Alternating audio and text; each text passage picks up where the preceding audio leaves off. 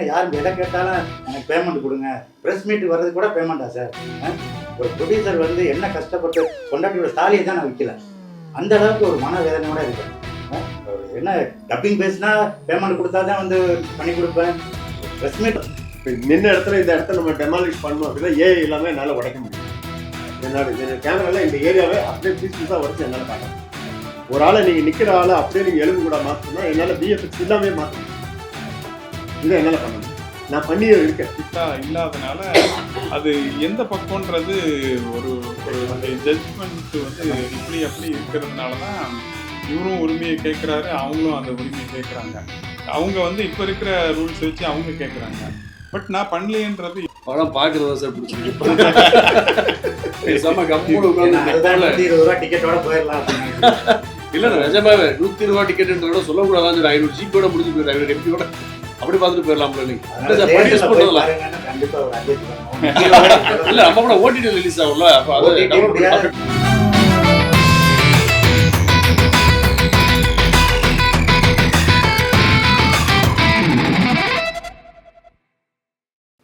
விஜய் சாரை ஃபர்ஸ்ட் அவர் கேமரால தான் நிறைய ஷூட் பண்ணியிருக்காரு, நிறைய படம் பண்ணியிருக்காரு. அவர் கையால நீங்க வந்து ஃபர்ஸ்ட் ஸ்க்ரீன்ல கேமரா வச்சு பார்க்கும்போது எப்படி தோணுச்சு உங்களுக்கு? இல்லை அதான் நான் விஜயா மாறிட்டேன். இல்லை எனக்கு அப்படிதான் இருந்தது. அவர் ஃபர்ஸ்ட் என்ன சொன்னார் அப்படின்னா, ஒரு சாங் ஒன்று வரும்பா, அது ஒரு இவன் தாண்டா இளஞ்சிங்கம் இவன் தாண்டா சாங் ஒன்று இருக்கு. ஆக்சுவலி நான் கேட்டேன், இது சார் ஏதோ பெரிய ஹீரோக்குள்ள சாங் மாதிரி இருக்கே அப்படின்னா. ஆமாம், ஆக்சுவலி விஜய்க்கு எழுதுன சாங் இது அப்படின்னு. அது என்னன்னா அவர் ஆனந்த் பாடினார், வேட்டைக்காரன் படத்துல ஆனந்த் பாடியிருப்பாரு. அவர் பாடிட்டு என்ன, இது வந்து விஜய், ரஜினி, அஜித் அவங்களுக்கு உள்ள சாங் அப்படின்னு சொல்லி உங்களுக்கு வந்து அந்த அளவுக்கு எக்ஸ்ட்ரா பீஸ் பண்ணியிருக்காங்களே அப்படின்னு சொல்லி பாடினது அவர் தான் பாடினார். இவன் தாண்டா சாங் வந்து ஆனந்த் பாடினார். அப்படி ஒரு எண்ணமும் இருந்தது.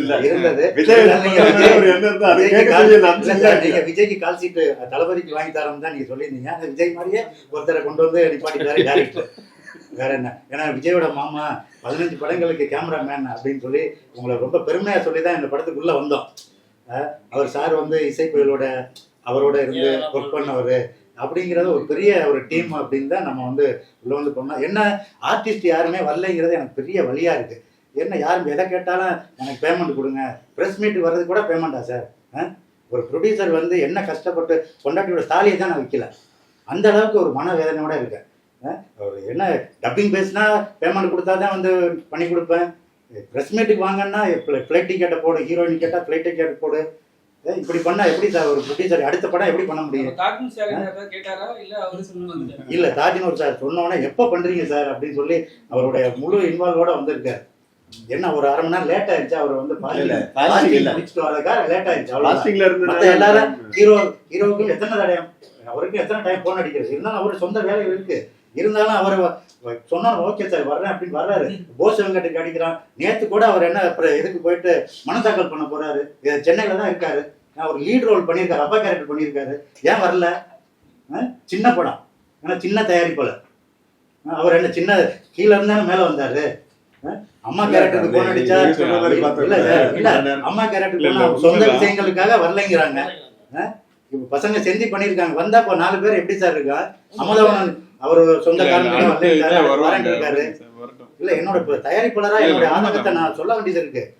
ஏன்னா தயாரிப்பாளரா யாரு வந்தாலும் முதல்ல நீங்க உள்ள வரும்போது எல்லாம் கரெக்டா இருக்கான்னு பார்த்து தான் வரணுங்கிறது தான் என்னோட ஆதங்கம். இதை வச்சு என்ன சொல்றா, இயக்குனருக்கு ஒரு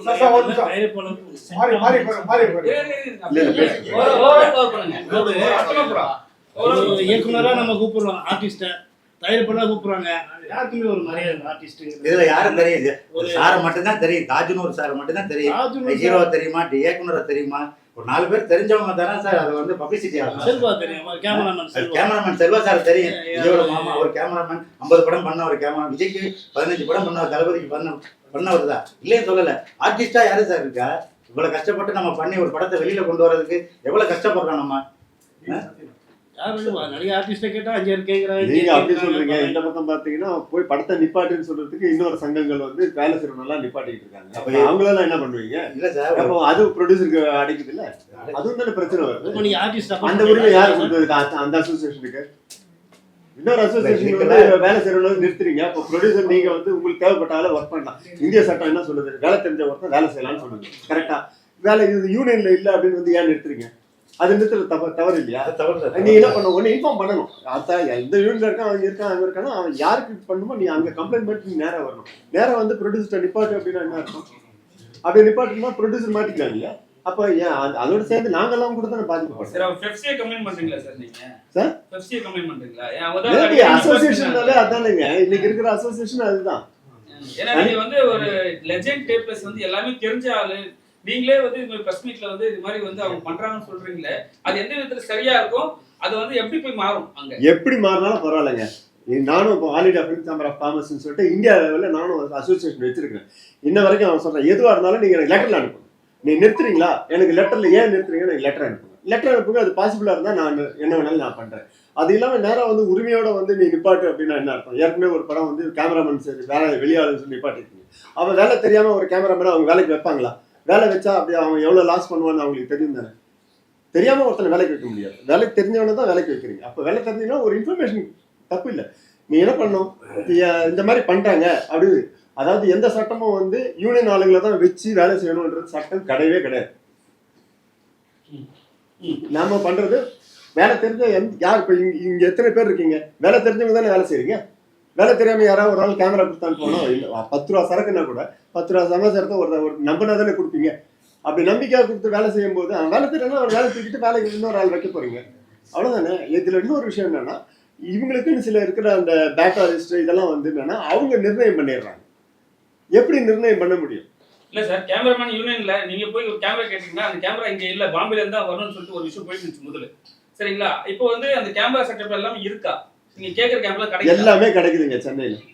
எது வேணாலும் எல்லாமே கிடைக்குது. ஆனா ப்ரொடியூசரை ரெசப்ட் பண்ணிக்கிட்டாருன்னா கொண்டு வந்துருவாங்க. ப்ரொடியூசர் இப்போ 20 ரூபா கேமரா 40 ரூபா அப்படின்னா 40 ரூபாய்க்கு இன்னும் வேலை இன்னைக்கு அதுக்கான ரெண்ட் 40 ரூபா அப்படின்னா 40 ரூபா நம்ம சொல்லி தானே ஆகணும். சார் இது 40 ரூபா, இதோட குவாலிட்டி இப்படி இருக்கு அப்படின்னா ஓகே பண்ணுதான் பண்ணுவோம். ஆனா எனக்கு 40 ரூபா கேமரால தான் பண்ணுவேன் அப்படின்னு நான் அடம் பிடிக்கிற கேமராமேன் வேஸ்ட். சார் விஜய் படம் பண்ணும்போது அவ்வளவு ஷெட்யூல் இருந்தா உங்களுக்கு கஷ்டங்கள் இருந்தா இப்போ கஷ்டங்கள் ஜாஸ்தியா இருக்கா? சார் இப்போதான் ஜாஸ்தி ஆயிடுச்சு வேலை. அன்னைக்கு இருந்த கேமரா ஒரு குறிப்பிட்ட அந்த இருந்த கேமரா வந்து ஒரு குறிப்பிட்ட வெயிட் தான் இருந்துச்சு. இன்னைக்கு உண்மையாவே கேமராவுடைய வேல்யூ அவங்க ஒரு சின்ன ஓஸ்மோவுக்கு வந்து இவ்வளவு பெரிய ரிங்கை போட்டு அதை போட்டு ஒரு கேமராவா மாத்துறாங்க. இப்போ அதுக்கு இருக்கிற வெயிட் வந்து இது இருக்கிற வெயிட் வேற. அன்னைக்கு நாங்க கையில தூக்கி வேலை செய்யும்போது ரொம்ப ஈஸியா இருந்துச்சு. இன்னைக்கு இந்த கேமராவங்க எல்லாம் மேக்ஸிமம் கையில தூக்கி வேலை செய்யறதே கஷ்டம். இப்போ இதுக்காக அவங்க கண்டுபிடிச்ச ஜிம்பிள், இதுக்கு கண்டுபிடிச்ச ஸ்டடிக்காம, இதுக்கு கண்டுபிடிச்ச ட்ராக் அப்படிலாம் இது வந்து மஸ்ட் அப்படின்ற மாதிரி இவங்க உருவாக்கி விட்டுறாங்க. இப்போ நம்ம விலைக்கு சொல்லாச்சுன்னா ப்ரொடியூசர் ஓகே சார் இது வந்து ஃபைட் எல்லாம் முன்னெல்லாம் ஃபைட் எடுக்கிறதுலாம் வந்து இதெல்லாம் கிடையாது. கையில வச்சுக்கிட்டு எடுத்து துல்லாத மனதிலே எல்லா ஃபைட்டும் கையில தான் எடுத்தேன். ஈவன் சுக்கிரன் வரைக்கும் கூட நான் கையில தான் எடுப்பேன். எனக்கு சமீபத்தில் எடுத்த 2-3 படம் கூட வந்து மேக்ஸிமம் கையில. ஏன்னா ஆஸ் அ ப்ரொடியூசர் அந்த நேரத்தில் அவங்க அங்கேருந்து இங்கே வந்து அங்கே போகிறதுக்கு 40,000 ரூபா ஒரு நாளைக்கு போயிடுது. அவங்க திடீர்னு 40,000 ரூபாயா அப்படின்றாங்க. ஏன்னா அது புரிஞ்ச ப்ரொடியூசராக இருந்தால் ஒத்துக்கிறாங்க. புரியாத ப்ரொடியூசருக்கு அப்போ யார் மேலே தவறு வரும்? கேமராமேன் மேலே தான் தவறு, ஒரு டைரக்டர் மேலே தான் தவறு. அப்போ டைரக்டரும் அவங்களுக்கும் ஒரு மிஸ் அண்டர்ஸ்டாண்டிங். நீங்கள் எனக்கு இந்த பட்ஜெட்டில் சொல்லலை, நான் இவ்வளோ பட்ஜெட்டில் பண்ணுறேன். ஸோ இதெல்லாம் இந்த மாதிரிலாம் பிரச்சனைகள் இருக்கு. இப்போ அந்த மாதிரி விஷயங்கள்லாம் வந்து இவர்கிட்ட நான் ஆல்ரெடி கன்சல்ட் பண்ணிக்கிட்டே இருந்தேன். சார் இப்போ ஒரு கேமரா சென்னையிலேருந்து வருது அப்படின்னா இதுக்கு இவ்வளோ பேட்டா இருக்குது சார். ஒரு வண்டி வந்தால் கூட அந்த வண்டிக்கு 6 நாள் வாடகை போடுறாங்க, 7 நாள் வாடகை போடுறாங்க. சார் இதெல்லாம் நம்ம பண்ணிக்கலாமா? ஓகே பண்ணிக்கலாம், ஓகே எனக்கு ஒன்றும் பிரச்சனை இல்லை சொல்லிட்டு. அந்த மாதிரி இருக்கும்போது அப்போ ப்ரொடியூசரின் கஷ்டத்தை நீங்கள் எல்லாருமே பார்க்கணும் இல்லையா? ஒரு ஒர்க்கராக கண்டிப்பாக ப்ரொடியூசரோட ஒரு வார்த்தை கொடுத்துருக்கீங்க, விஜய் நடிக்க வைக்கிறேன்னு சொல்லி. அதெல்லாம் நடக்குமா? இல்லை வந்து உங்க படத்துல திருப்பி அவர் என்ன பண்ணியிருக்காருன்னா, இப்போ கேமராமேன் சார் என்ன பண்ணியிருக்காருன்னா, விஜய் தளபதியை வந்து நடிக்க வைக்காட்டினாலும் அந்த சாங்ல இவன் தாண்டா சாங்கு அது அனந்த் பாடியிருப்பாரு. ஆனால் விஜய் வருவார் அதில். அதை நான் இப்போ வந்து உடைக்க விரும்பல, ஆனால் வருவார். அது மாதிரி ஒரு சீன் நம்ம பண்ணி சார். ஏஐ பிரச்சனை நிறைய இருக்கு சார். ஏஐக்குள்ள போகவே இல்லை. ஏஐக்கும் விஎஃப்எக்ஸ்க்குள்ள இந்த ப்ராஜெக்ட் போகவே இல்லை. ஏன்னா பல விஷயங்கள் வந்து நான் விஎஃப்எக்ஸ் இருக்கும்போதே வந்து நான் பாபு சார்கிட்ட கேசவன் சார்கிட்ட எல்லாம் ஒர்க் பண்ணதுனால அவங்க செஞ்ச நிறைய விஷயங்கள் வந்து என்னால செய்ய முடியும். இன்னைக்கு கூட இப்போ நின்ன இடத்துல இந்த இடத்த நம்ம டெமாலிஷ் பண்ணோம் அப்படின்னா ஏஐ எல்லாமே என்னால் உடைக்க முடியும். என் கேமரால இந்த ஏரியாவே அப்படியே பீஸ் பீஸா உடைச்சு என்னால் காட்ட முடியும். ஒரு ஆளை நீங்க நிக்கிற ஆளை அப்படியே நீங்க எலும்பு கூட மாற்ற சொன்னா என்னால் விஎஃப்எக்ஸ் இல்லாமே மாற்ற முடியும். இதை என்னால் பண்ண முடியும். நான் பண்ணியே இருக்கேன். மாங்கான ஒரு படத்துல இவருக்காக பண்ண பிரேம்ஜிக்காக பண்ணி கொடுத்தேன். அதே மாதிரி உயிரிலே கலந்ததுல வந்து சூர்யா கீழே விழுவார். கீழே விழுற ஷாட் வந்து அந்த டைம்ல சிஜிக்கு ஒரு 2.5 லட்சம் 3 லட்சம் கேட்டாங்க. அப்போ அவர் சொன்னாரு, நான் 2.5 லட்சம்லாம் விட்டு நான் அதை எடுக்க முடியாதுன்னு, விஎஃப் பண்ண முடியாது, விஎஃப்எக்ஸ் பண்ணலாம். நான் சொன்னேன், எனக்கு 5க்கு 4 ஒரு கண்ணாடி மட்டும் கொடுங்க. அப்போ அதிகபட்சமா எனக்கு தெரிஞ்சது 3000 3500 ரூபா. அந்த கிளாஸை மட்டும் கொடுங்கன்னு சொல்லிட்டு ஊட்டி எஃபெக்டை கொண்டு வந்து பல்லாவரம் மலையில வச்சு நான் எடுத்து கொடுத்தேன். அதை எடுத்ததுக்கு அப்புறம் என்ன பண்ணாரு, அவரும் என்ன பண்ணாரு, சிஜி தான் சொல்லிட்டு லெனின் சாரும் சிஜின்னு சொல்லிட்டு தனியா ஷாட் போட்டார். அப்புறம் கேட்டேன், சார் நான் சொன்னேன், சார் அது சிஜி ஷாட் இல்லை சார், லைவ்ல எடுத்த ஷாட்டு.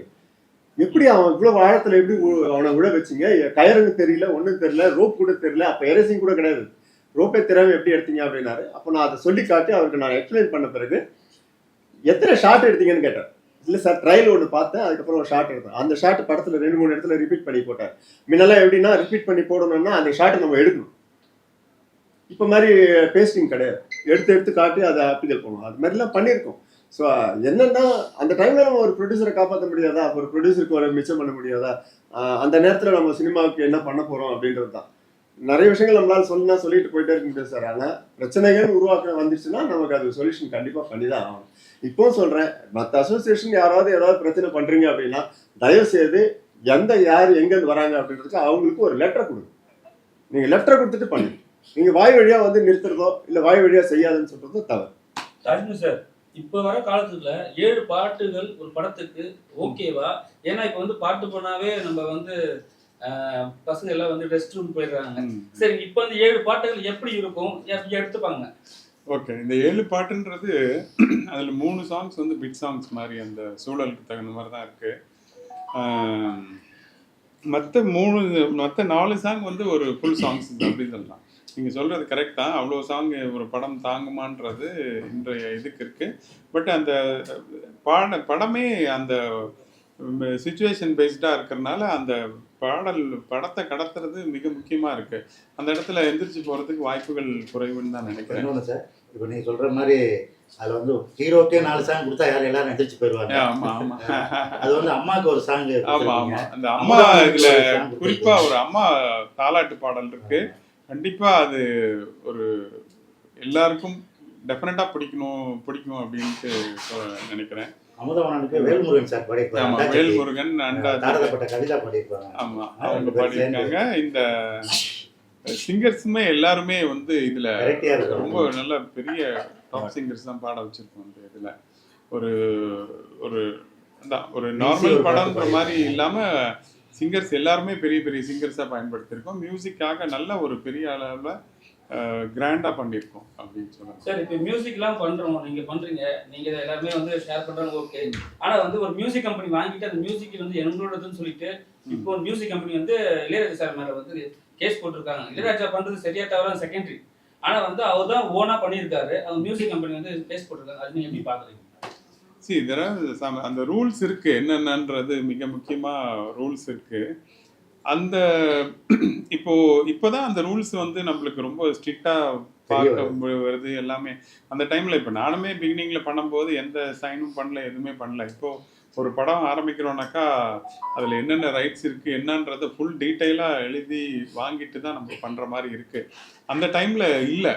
இளையராஜா சார் பண்ணும்போதெல்லாம் அந்த அவ்வளோ பெரிய ஸ்ட்ரிக்டா இல்லாதனால அது எந்த பக்கம்ன்றது ஒரு ஒரு ஜட்ஜ்மெண்ட் வந்து இப்படி அப்படி இருக்கிறதுனால தான் இவரும் உரிமையை கேட்குறாரு, அவங்களும் அந்த உரிமையை கேட்குறாங்க. அவங்க வந்து இப்போ இருக்கிற ரூல்ஸ் வச்சு அவங்க கேட்குறாங்க, பட் நான் பண்ணலையன்றது இவர் கேட்குறாரு. எனக்கு இன்னொரு டவுட் என்னன்னா, ஆஸ் த ப்ரொடியூசர் வந்து அவர்கிட்ட காசை கொடுத்து எல்லாத்தையும் வாங்கிடுறாரு. அப்புறம் அந்த ரைட்ஸ் எப்படி சார் இவங்க? ஓகே, இது நிறைய பேருக்கான கேள்வி இது.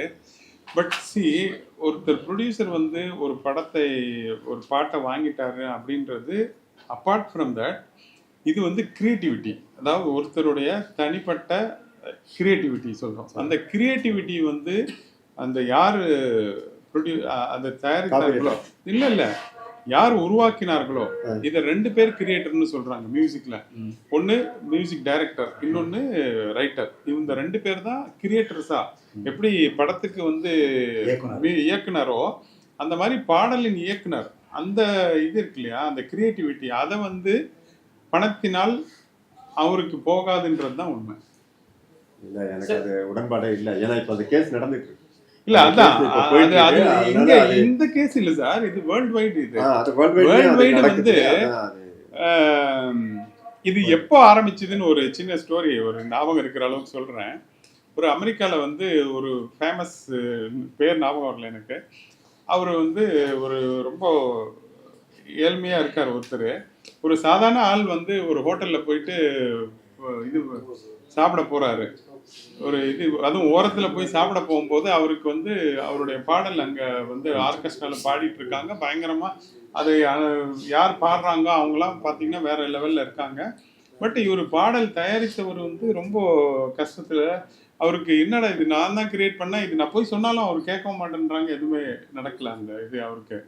அதுக்கப்புறம் தான் என்ன பண்றாரு, இதற்காக ஃபர்ஸ்ட் டைம் அப்பதான் அந்த காப்பிரைட் என்னோட தான் அப்படின்னு சொல்லிட்டு அவர் கேஸ் போட்டு அதை வின் பண்றாங்க.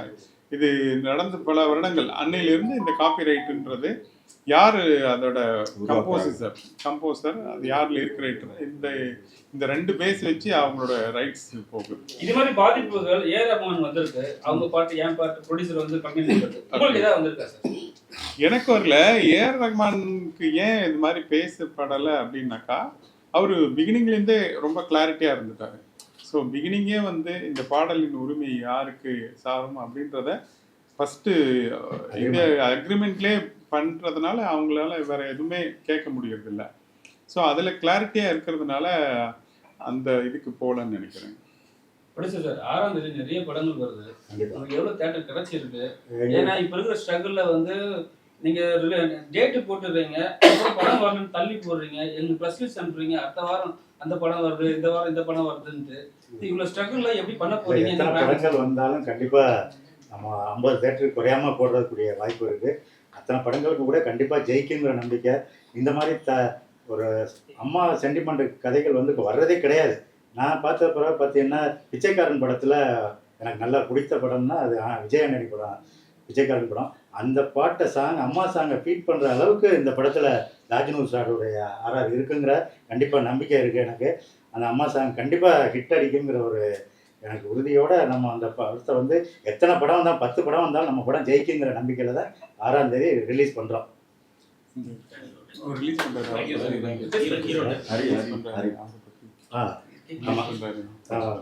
இப்போ இந்த படத்தை வந்து பார்த்தீங்கன்னா தேட்ரிக்கல் ரைட்ஸ் வந்து இப்போ நம்ம உத்ரா ப்ரொடக்ஷன் வந்து ஹரி உத்ரா தான் பண்ணி கொடுக்குறாரு.